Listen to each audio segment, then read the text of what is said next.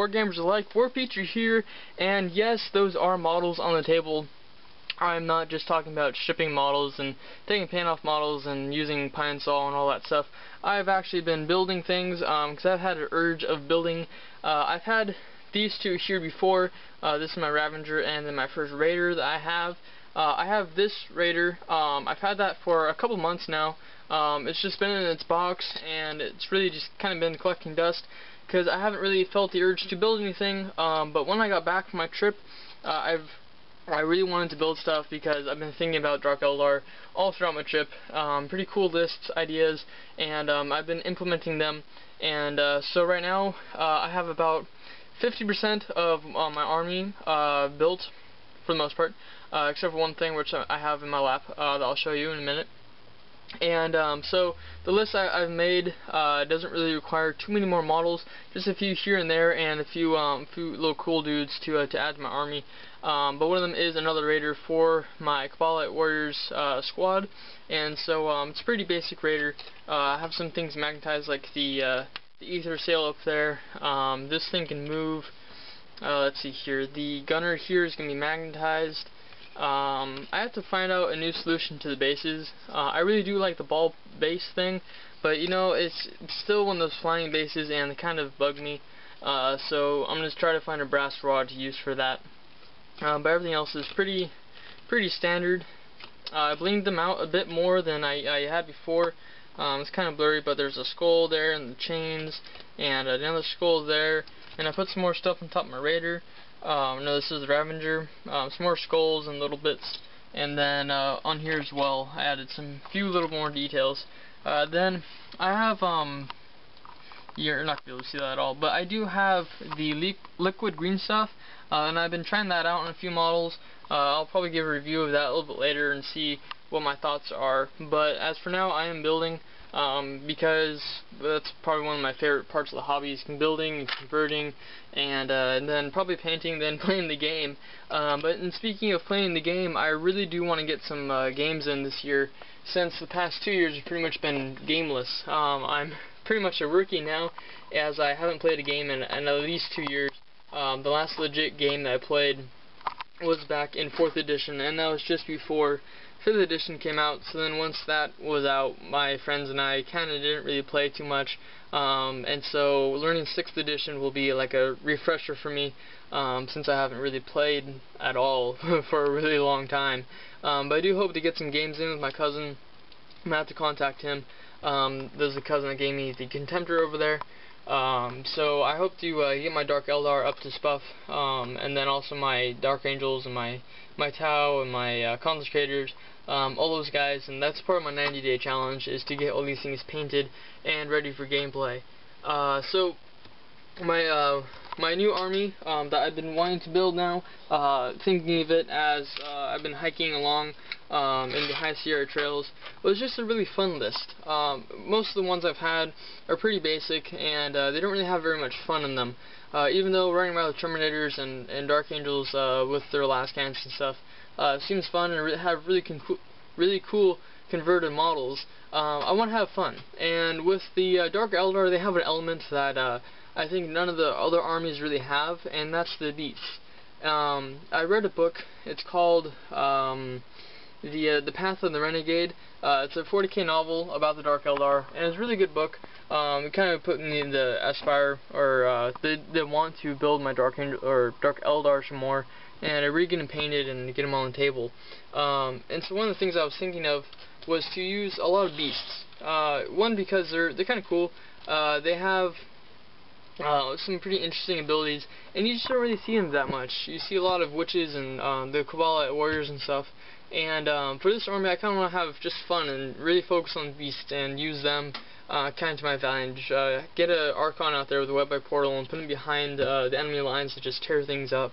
So my army is based around one Archon that has a web by portal and a bunch of other little things, and he specializes mainly in close combat, so he has the Dingeon Blade, a Husk Blade, a Blast Pistol and such. Then with the elites, he has his 5 Incubi, because they're really cool and I want some of those models.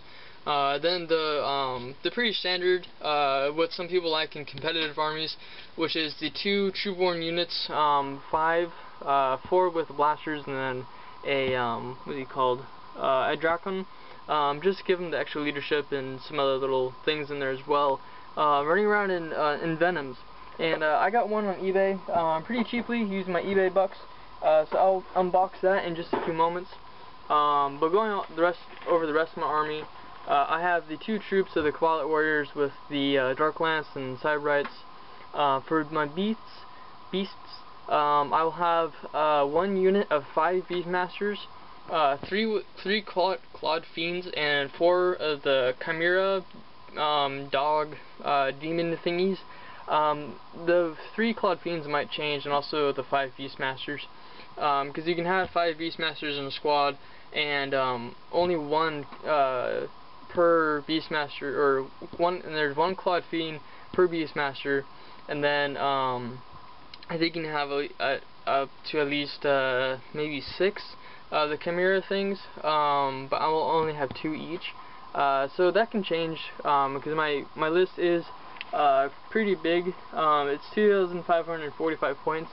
So depending on the game style that I'm going to play, or the game type, or whatever many points, I might take a few out.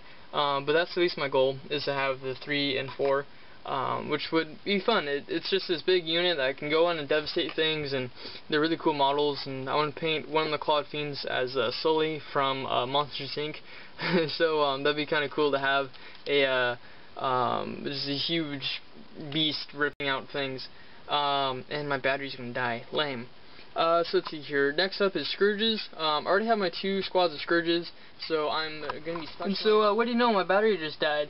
So as I was talking about before, I'm gonna specialize my Scourges and have them really use the weapons that they have special to them, to my advantage. So I'll have 1 squad with 2 Heat Lances, and then another squad with 2 Haywire Lances, or no, yeah, 2 Heat Lances and 1 Haywire guns, because they're specially to Scourge, and they have some cool tank busting abilities. And I think that with the 6th edition, I know some people are thinking of not using tanks at all, but I still want that availability to even knock out the high strength or high toughness units as Terminators and such, and really try to kill out those types of units, not only just with tanks. So I have those 2 to drop in and blow some tanks up, so when my beasts can really rip apart the occupants inside.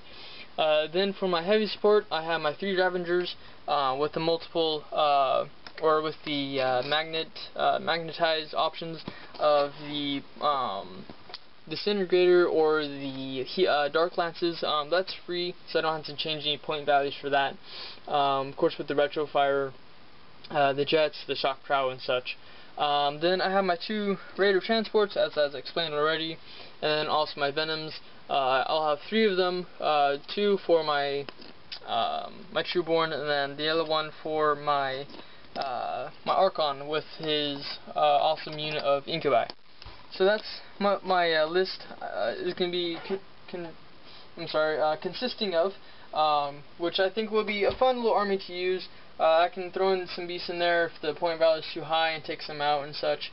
I do have 2 units of witches that I won't be using in my list, but I'll still paint them up if I want to use them for any other type of game, because they're still valuable. I'm not going to get rid of them just because they're not in my list, but I can still use them. And also, if I want other warrior squads, I do have some old Dark Eldar I can use. And so this is a Trueborn. The older Dark Eldar, so that can be kind of a nice little homage to the old Dark Eldar and the old style, I guess. So in the mail, I have a let's throw another one up there.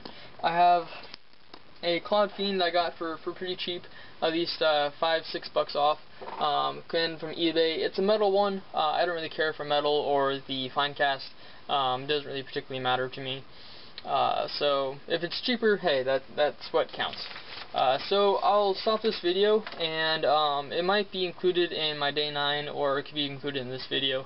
But I'm gonna unbox my my Venom and see here, magnetize. excuse me, I'll unbox my Venom and show you guys what that sprue looks like, 'cause it's pretty cool. And I've been really been urged to build it, but I've been waiting just so that way I can make my video, because I said I would unbox some of my eBay stuff from now. I don't have the package anymore because it was all shredded up. For some reason it looked like it got like busted in the mail, so I don't really know what's happening with that, but none of the pieces are broken, which is good. And other than the box damage, there really isn't anything too risky. And so I'll stop this without rambling any further, and I'll get out that sprue.